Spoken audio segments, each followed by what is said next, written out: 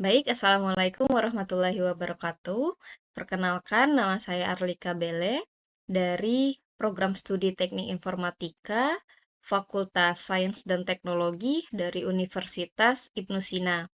Pada video kali ini, saya akan menjelaskan mengenai pengenalan kompleksitas sebagai tugas dari analisa dan desain algoritma. Yang pertama, pembahasan kita adalah apa itu algoritma. Jadi untuk mempermudah pemahaman, kita analogikan algoritma ini sebagai sebuah resep masakan. Kita analogikan input itu sebagai bahan-bahan, misalnya telur, tepung, gula. Lalu proses itu adalah langkah-langkahnya. Kita kocok telurnya, campur tepung, lalu kita panggang, dan ada output, yaitu terciptalah kue yang lezat. Nah, dari analogi ini tadi, dapat kita simpulkan bahwa algoritma itu adalah langkah-langkah logis dan sistematis untuk menyelesaikan masalah, persis seperti resep yang sudah kita sebutkan sebelumnya. Lalu yang kedua, mengapa perlu analisis? Nah, efisiensinya itu adalah kunci. Komputer super cepat pun akan lambat jika algoritmanya buruk. Bayangkan kita punya Ferrari, tapi terjebak di kemacetan. Tidak sesuai kan? Lalu di sisi lain misalkan sepeda atau hardware-nya standar gitu ya, tapi di jalan tol kosong bisa sampai lebih cepat. Jadi pengukurannya itu bisa masalah waktu, seberapa cepat dia selesai, atau juga masalah ruang, berapa banyak memori yang terpakai. Big O notation, bahasa universal efisiensi algoritma. Bagaimana performa algoritma saat data membesar? Yang pertama adalah kompleksitas konstan, instan dan tidak peduli jumlah data. Nah, kalau kita lihat pada gambar, kita bisa analogikan mengambil buku paling atas dari tumpukan. Jadi seberapa tinggi pun tumpukan buku itu, maka yang akan diambil adalah yang paling atas. Sehingga waktu yang dibutuhkan untuk mengambil buku itu akan tetap sama. Sebagai rumusnya, T, N sama dengan O1. Yang kedua, kompleksitas linier. Semakin banyak data, semakin lama. Kalau kita analogikan, misalnya kita membaca buku halaman demi halaman untuk mencari satu kata tertentu. Jadi semisal kalau buku itu punya 10 halaman, maka kita butuh 10 satuan waktu. Nah, bayangkan jika kita punya 1000 halaman, maka kita butuh 1000 satuan waktu. Waktu tumbuh sebanding dengan jumlah datanya. Rumusnya adalah Tn sama dengan O dikali N. Ini sebagai contohnya adalah linear search atau mencari data satu per satu.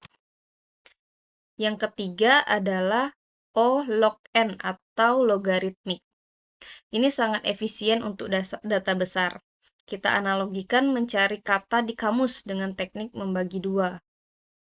Jadi, kita buka kamus, jika kata di bagian kanan, maka yang bagian kiri kita buang. Walau kamus itu tebalnya dua kali lipat, kita hanya butuh satu kali tambahan langkah saja.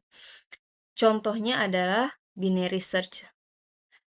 Kita bisa lihat seperti gambar di sebelah kanan. Lalu yang selanjutnya adalah kompleksitas kuadratik. Hati-hati dan sangat lambat. Analoginya, semua orang bersalaman dengan semua orang di sebuah pesta. Jadi ini tumbuh berkali-kali lipat. Jadi misalkan ada 5 orang, maka akan terjadi 25 interaksi. Nah, jika ada 100 orang, maka terjadi 10.000 interaksi. Pertumbuhannya sangat dramatis. Rumusnya T, N sama dengan O, N kuadrat. Contohnya ini adalah nested loop atau looping di dalam looping. Nah, selanjutnya ada kompleksitas ruang atau space. Bukan cuma waktu, tapi memori. kita bisa sederhanakan dalam pemahamannya itu mengenai pengemasan tas ransel. Algoritma tidak hanya butuh waktu cepat, tapi juga butuh tempat atau RAM.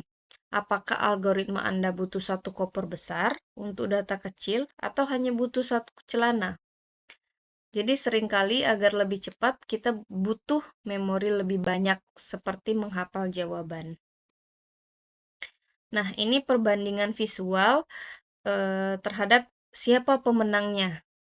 Algoritma mana yang lebih bagus.